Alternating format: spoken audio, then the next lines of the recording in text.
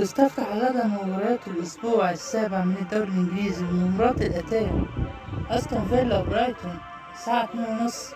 مانشستر يونايتد وكريستال بالاس الساعة 5. نيوكاسل يونايتد وبرينلي الساعة 5. وولفرهامبتون ومانشستر سيتي الساعة 5. بورنموث وأرسنال الساعة 5.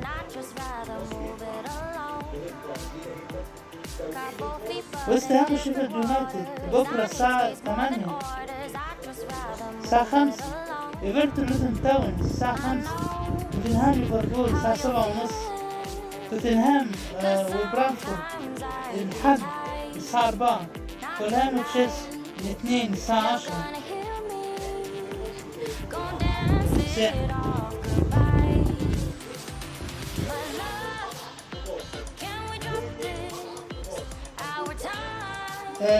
دي مباراة مؤجلة من الأسبوع التاني. لوتون تاون وبرينلي هتتلعب التلات 3/10 الساعة 9:30 مساء.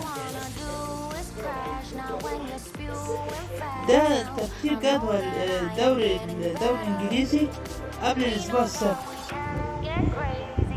والأول مانشستر سيتي 18 نقطة، التاني ليفربول 16 نقطة، برايتون الثالث 15 نقطة، توتنهام الرابع 14 نقطة، الخامس أرسنال 14 نقطة، السادس أستون فيلا 12 نقطة، السابع ويست هام 10 نقاط، الثامن نيوكاسل 9 نقاط، التاسع مانشستر سيتي 9 نقاط، العاشر كريستال بالاس 8 نقاط، ال11 فولهام 8 نقاط، ال12 توتنهام 7 نقاط، ال13 برنتفورد 6 نقاط، ال14 تشيلسي 5 نقاط، ال15 ايفرتون 4 نقاط، ال16 وولفرهامبتون 4 نقاط، 17 بورنموث 3 نقاط، ال18 لوتون تاون نقطة.